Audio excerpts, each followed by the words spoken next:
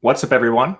Matt Gajewski here, back again with the Odd Shopper channel. Today, we're talking college basketball. It's a short, mid-major based Friday slate. Before we get started, make sure to hit that thumbs up button, subscribe to the channel, and hit the notification bell so you know when this and all other content goes live. We're also brought to you by BetMGM. They have a limited time offer for those of you in legal states, with the exception of New York, Puerto Rico, and Nevada. What you'll do, click the link in the video description below. You'll make your first deposit of at least $5. Turn that $5 around. Place a wager on any team, total, market, whatever it is you'd like to place a wager on. You're going to get $150 in the form of bonus bets. That's $150 you didn't have. Use it to your advantage. March Madness is coming up, conference tournaments. You can take advantage of this right now, and it's only available for a limited time. If you or someone you know has a gambling problem, please call or text 1-800-GAMBLER. You must be 21 or older to play in most areas. All right, it's a short slate. It's mid-major focus. There's a couple really good games. Like in the Ivy League, you've got Yale on deck.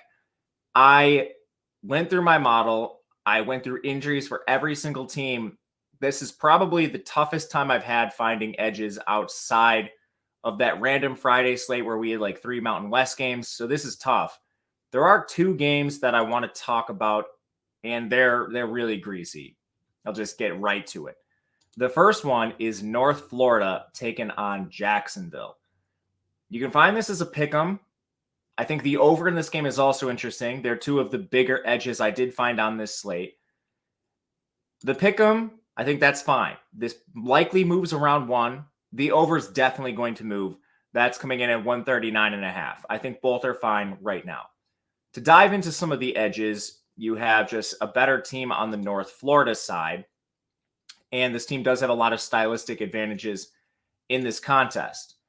Right away, they're far superior in offensive efficiency. That goes all the way down to some of the efficiency metrics that you don't see. Effective field goals, 52nd for North Florida. Jacksonville's 257.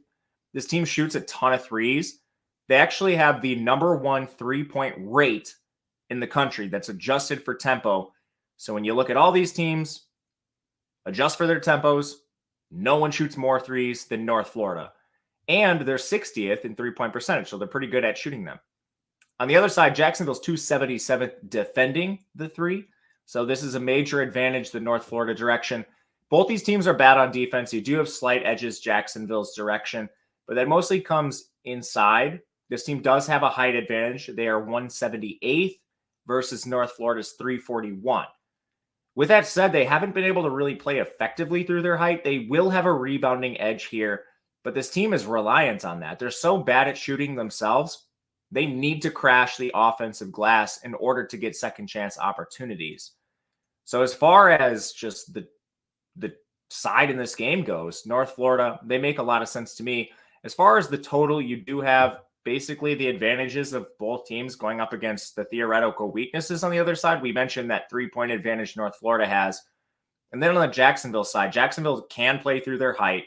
North Florida is 288th in interior defense. They're very weak in that area of the floor. Jacksonville hasn't always used this strength to their advantage, though. They're only 245th in interior scoring, so that leaves a lot to be desired. But that's still ahead of North Florida. So I think this game can get up and down a little bit. You have 2 teams that are right around the top 250 in tempo, but more importantly, they've been playing a little bit faster of late. So there is some room for growth here. I expect the total to move more than the side, but this is one of the more interesting spots, I think, on this slate. Going to our second game. Here's the fun one we have. Love talking these games. Marist has been a darling of ours in the past when they beat Canisius, but Marist takes on Manhattan. Looking at a total here, I think the under is where you want to go.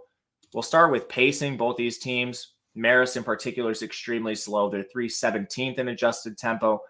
Manhattan, they're slow as well, just outside the top 100.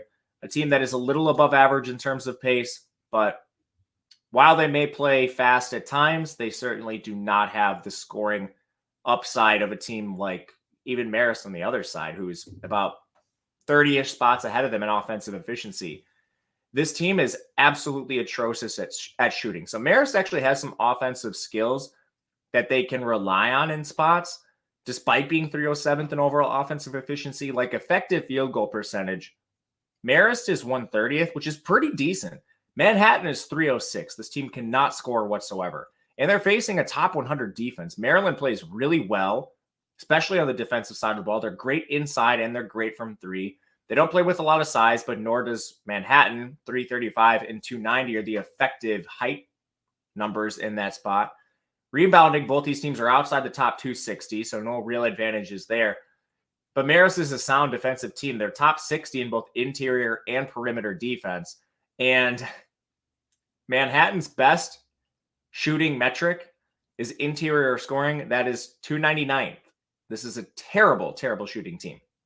And on the other side, Marist plays just so slow that you don't have a lot of opportunities to score points. They're not going to meet resistance, but this team, there's only about 50 teams slower than them in the country. This is one of the slowest teams you're going to find across America. So under the 134 makes sense. This is one I think you could shop. I wasn't able to find better numbers than this, but that doesn't mean they aren't available. Odd Shopper is going to allow you to sort by state. You can sort by books. I, of course, live in an illegal state, so it's a little bit tricky for me. But aside from that, we have tons of tools. They're going to help you with all sports, not just basketball. NBA is there. We have NHL going. It's going to use the market-based approach that our engineers have worked on for years to find you plus EV bets across sports.